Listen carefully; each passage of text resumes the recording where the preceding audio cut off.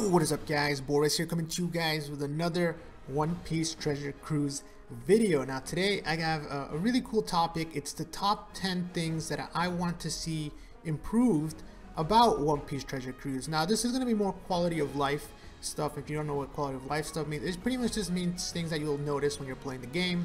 I'm not going to be talking about pull rates or stuff like that in this video. It's mainly just quality of life updates that I would like to see in One Piece Treasure Cruise. So without further ado, let's go ahead and get started with number one. The number one thing I want, or it's not in any particular order, but this is just the first thing I want. Now the first thing that I would really like to see them implement into One Piece Treasure Cruise is stamina potions. Now stamina potions, for you guys who haven't played any other type of RPG or MMO or something, it pretty much just items that refill your potion, refill your stamina when you use the potion. Now the reason why this is so important is because for top level players, this would be a huge deal. It allows to farm more, spend less gems, and it would just be a nice option to have that wouldn't really cause that much change. It would just be an extra item. Maybe we get one a week, maybe we get a few a month, and we could just use them whenever we really need to go in on farm. Now I know that there's already the meats that you can get from the snails, and I'll talk about snails in a little bit later, but I know those technically are stamina potions, but they are very random. And there are events where you can get a higher chance of getting those. But again, I want to be able to have these potions and save them up for when I really need to farm a certain unit.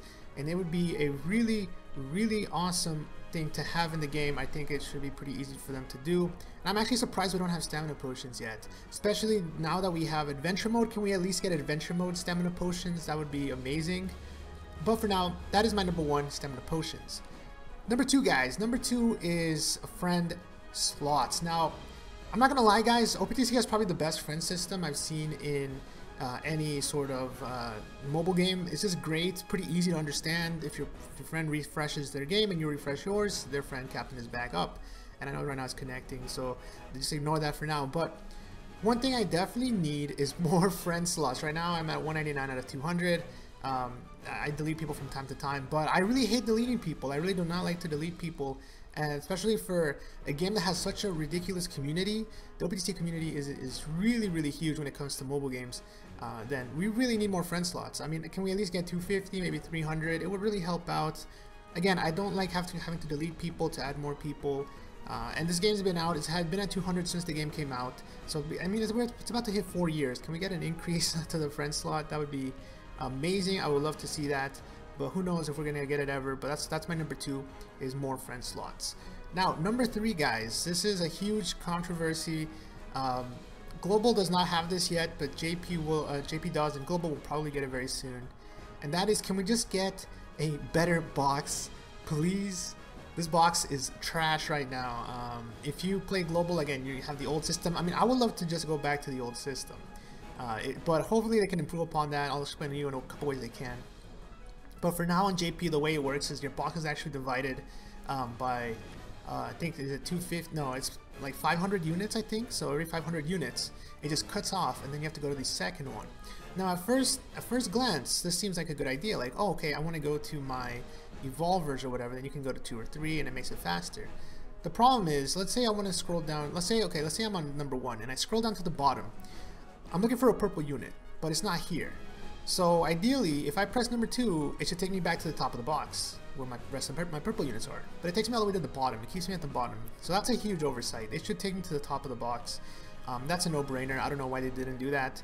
And they should just really get rid of it overall. What I would like to see is potentially evolvers, socket books. If socket books could stack, like look at all these socket books. If these could stack, that would be a lot of box space saved up. Look at all these socket books. That's like almost 200 spots. Cotton candy could be stacked. I mean, they're already stacking skill books, and more ideally, maybe have a separate tab for evolvers and all this stuff. I should probably favorite this. But yeah, for evolvers and everything like that. Like other games have done that in the past, where they can either stack your evolvers, or you can have a completely separate box for them with their own box space. So that is definitely my number one. That's probably one of my top wants. This list isn't in any order, but if I had to give personal thoughts, I think this is my number one. Or close to number one want when it comes to changes. Now that is number 3. For number 4, guys, it's discounted gems for box space. So what I mean, I said that kind of weird, but what I mean is pretty much right now, if I want to expand my box, right, I believe they just actually allow you to expand it. So I want to expand it, right? It cost me 5 gems. I took 1 gem for 5, so it's 20 gems per 100. That's a lot of gems, and it's been like this at the beginning of the game. Can we just get a discount, like maybe a certain event where you can buy, instead of getting 5 box space, you get 10 box space for 1 gem? Discounted events like that would be awesome. It would actually make me spend. I would actually drop a little bit of money so I can max out my box during those events, because it's really great. You get a lot of value. It's just ridiculous. I've seen a lot of other games do that, and I'm surprised that Treasure Cruise has never done that, specifically where you can get like half off your box space increase, or just something like that, where you, instead of getting 1 gem cost you 5 box space, it can be, instead, if you do 1 gem you get 10 box space, and that would just be great. I would love to see that. It wouldn't really cost them that much. It would just incentivize players to actually improve their box. There's a big deal, and I've met a lot of players who don't ever increase their box. Now, next up, guys, is Snails. So I said I'd talk about this. I think another update they need to do is something to do with the Snails. Now, again, I love the Snails. They're great. They can give you stamina up, which is awesome. One is, if you get a stamina refill, can you please refill my adventure mode as well? Because I believe the way it works is, if you're running adventure mode and then you get a stamina refill, it does not refill your adventure mode bar, only your stamina bar. However, if you level up, you do level up both. So it's kind of weird. I don't know why they do it like that. Now, the other problem is, it takes you forever to find snails sometimes. Back in the day when you would go up to maybe Arlong Park, it was fine. It would take you maybe a minute to find all your snails. But now, I mean, there's almost tripled, or actually probably 4 times the amount of stages in the game now. So that means that it's going to take you, it's just taking you way too long. Maybe there's that one last snail that you can't find. And so what we need is, I would say, either more snails, so add maybe 2 to 3 more snails, to compensate for having a lot more story islands, or have a snail finder. So maybe when you click on this, it will show me where a snail is on this. So I would just go instantly to the map. But then at that point, I don't know. They should just do something with the snails. I like the snails. Don't get me wrong. They should definitely keep them. I just think that they should improve them, especially going into my next point, which is number 6, is just excess cola. Please give us something to do with extra cola. To give you guys an example, I've been at 999 cola for forever, and I've maxed every single ship. There's only one ship in the game that I don't own, and that's the Don Krieg ship, and I'm just too lazy to get that one. But even if I got it, I would still probably have 999 right now. Every time I get cola, it just goes to waste. I don't think it does any. I mean, maybe it does something, but I haven't noticed it. Can we please get maybe belly, which is a great, again, because limit breaking does cost a lot of belly. Just give us something to do with extra cola. Because again, I probably won't need this 999 for a long time. So that's something big that I would like. Again, this one is more nitpicky. This is more towards, end game players. I know new players, they're not gonna run out of cola anytime soon. But for someone who's been playing the game for over 3 years, and you've maxed every ship, then yeah, give us something to do with this extra cola. Because every time we get it from a snail, it's just pretty bad. Like, it just does nothing. Okay, guys, moving on to number 7.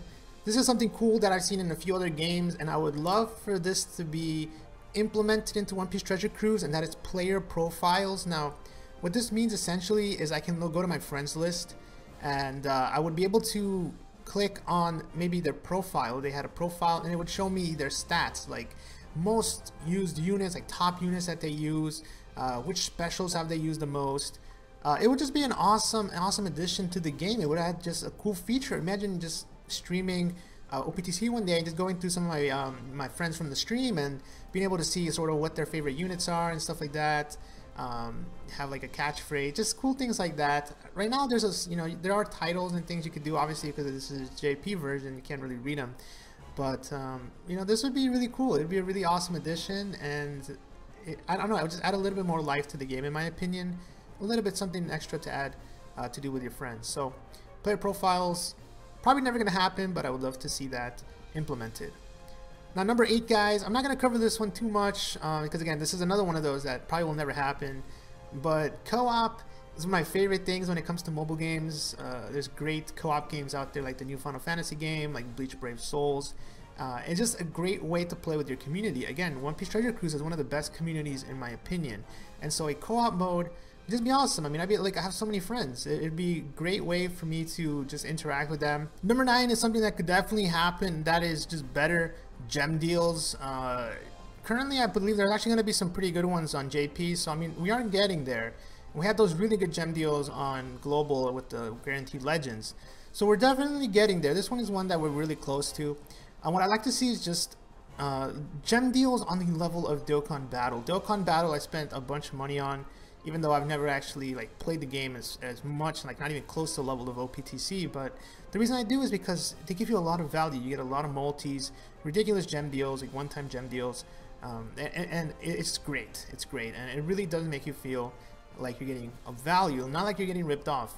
Treasure Cruise for a long time didn't have any deals. They just recently started doing them, and they're getting better and better. So hopefully, in the near future, we're gonna get even better gem deals, and overall, it's just gonna be a great experience for most of the players. And finally, guys, the final and then probably tied for number one in terms of most wanted updates is do not unfavorite everything when you transfer the device. This is pretty ridiculous. I don't know why. I mean, there's other games out there where you can actually play on one device and then log into the other device without having to swap or IDs or passwords or anything like that. You can play on different versions. You can go from your iOS to your Android and not lose any gems.